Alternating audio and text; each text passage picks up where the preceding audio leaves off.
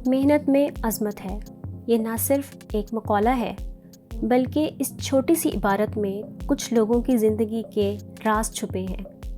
आज हम बात करने वाले हैं एक ऐसे शख्स की जो मुंह में सोने का चम्मच लेकर पैदा नहीं हुआ, बल्कि ज़माने की तल्ख़ हकीकतों का सामना करते उसका बचपन गुजरा, मेहनत करते उसकी जवानी गुजरी, छोटे से छोटे काम को भी हकीर ना जाना, हत्ता कि खाकरोब का काम, सफाई का काम भी किया और आज उसकी कंपनी की मालियत अंदाज़न 7.8 ट्रिलियन जापानीज़ येन है। हम बात कर रहे हैं जापान के एक छोटे से गांव में पैदा होने वाले सुचिरो होंडा की। साल 1922 की बात है, जब एक 15 साल का छोटा सा बच्चा जापान के शहर टोक्यो में एक मामूली सी ऑटो वर्कशॉप में नौकरी की गर्ज से जाता है, जहां उसे सफाई करने का काम मिल ही जाता है।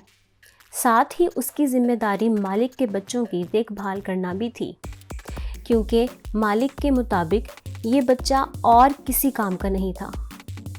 महज 2 दिहाइयाँ गुजरने के बाद उसी बच्चे ने दुनिया की सबसे बड़ी गाड़ियाँ, बाइक्स बनाने वाली कंपनियों को टक्कर दे दी और फिर दुनिया की सबसे बड़ी कंपनी होंडा उसी बच्चे के नाम पर बनी। बिस्मिल्लाहिर्रहमानिर्रहीम, दिस इज़ सहर काशिफ और आप देख रहे हैं एक्सप्लोर विद सहर।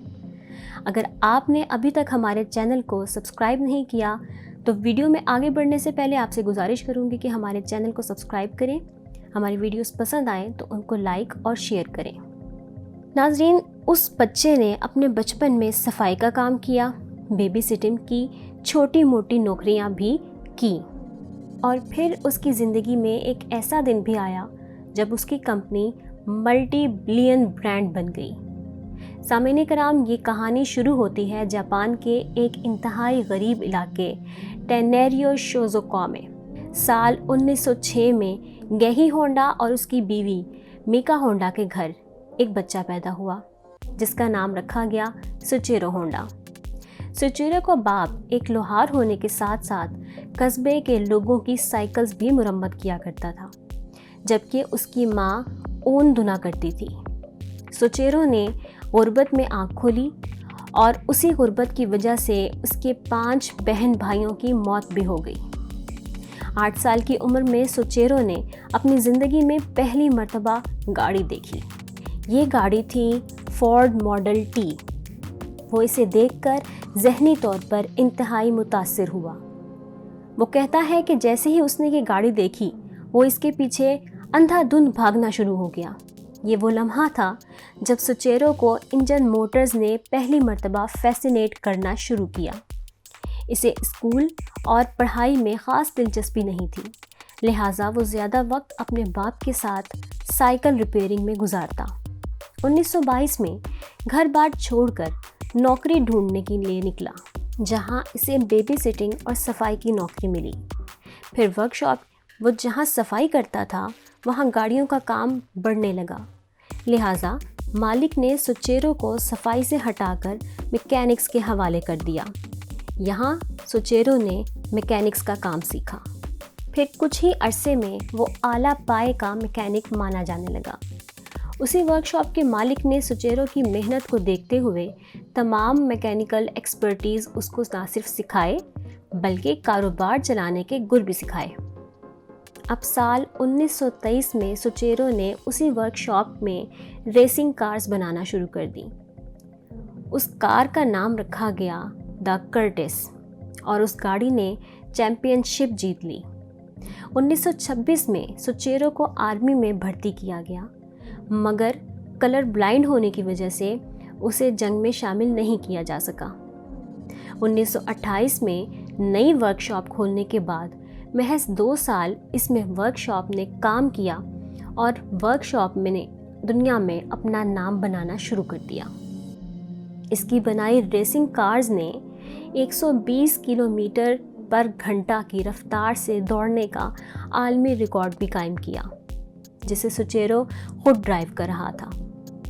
1936 में सुचेरो को एक इंतहाई ख़तरनाक ट्रैफिक हादसे का सामना करना पड़ा, जिसके नतीजे में शदीद ज़ख्मी होने के बायस सुचेरो ने 2 से 3 महीने हॉस्पिटल के बेड पर गुजारे, मगर उसके बाद महज 4 महीने के बाद वो दोबारा से ट्रैक पर गाड़ियां दौड़ाता दिखाई दिया।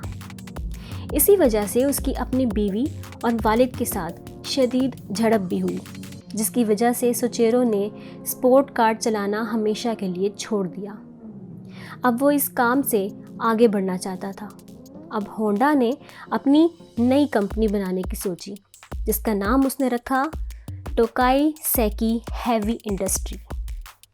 होंडा और उसके दोस्त ने इस कंपनी में मेहनत करके दिन रात एक कर दिए।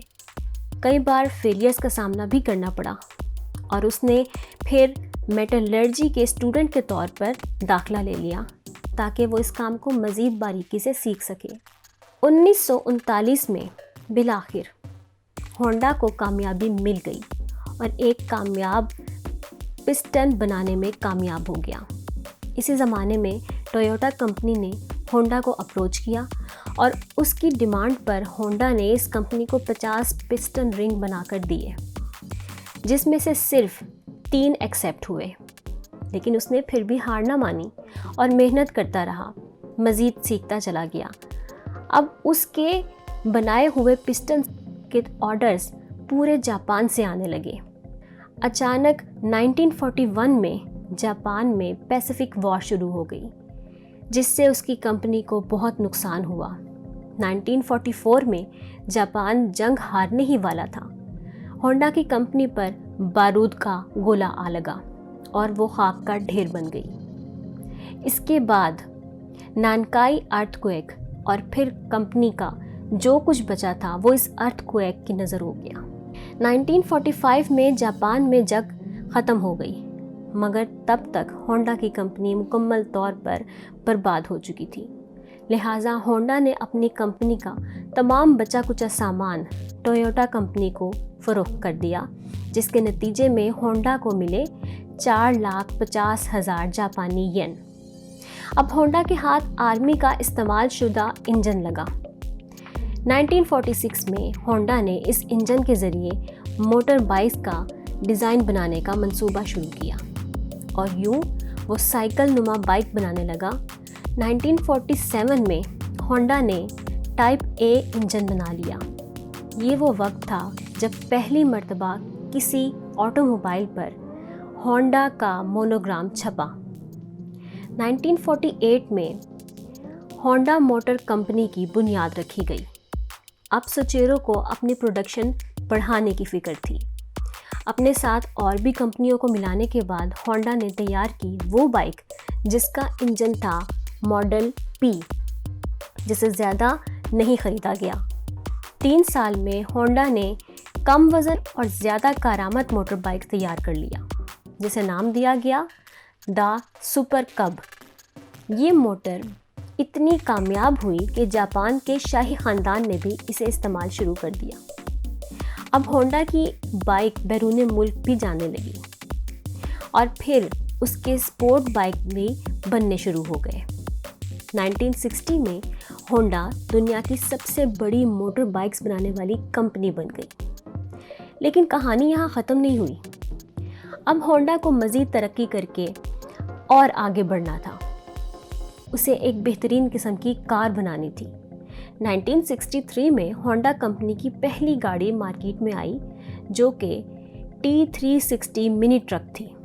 ये ज़्यादा हिट नहीं हुई। स्पोर्ट गाड़ियाँ तो कामयाब हुईं, मगर आम तौर पर सड़क पर चलने वाली गाड़ी बनाना अभी बाकी था। 1972 में होंडा कंपनी ने लॉन्च की होंडा सिविक, जिसने पूरी दुनिया में धूम मचा दी। और उसके बाद आई होंडा एकॉर्ड। ये गाड़ी और भी ज़्यादा कामयाब हुई। फिर 10 साल के अंदर अंदर होंडा कंपनी दुनिया भर की कंपनीज़ में तीसरे नंबर पर आ गई। 1973 में सुचेरो ने होंडा कंपनी से रिटायरमेंट ले ली और 5 अगस्त 1991 को सुचेरो होंडा की मौत हो गई। आज सुचेरो होंडा की ये कंपनी जहाज़ भी बनाती है, मोटर बोट्स भी बनाती है, bikes, sport bikes, cars, sport cars, हत्ता के रोबोट तक बनाती है। और आज की तारीख में इस कंपनी की मालियत अंदाज़न 7.8 ट्रिलियन जापानीज़ येन है। अगर मेहनत और लगन हो तो कुछ भी नामुमकिन नहीं है। सामीन कराम, आज की अगर हमारी वीडियो आपको पसंद आई हो तो हमारी हौसला अफजाई ज़रूर कीजिएगा। हमारे चैनल को अभी तक सब्सक्राइब नहीं किया तो इसे लाजमी सब्सक्राइब कर लें, बेल नोटिफिकेशन को ऑन लाजमी करें ताकि इस तरह की मज़ीद वीडियोस आप तक पहुंच सके। मिलते हैं अगली वीडियो में, तब तक के लिए अल्लाह निगहबान।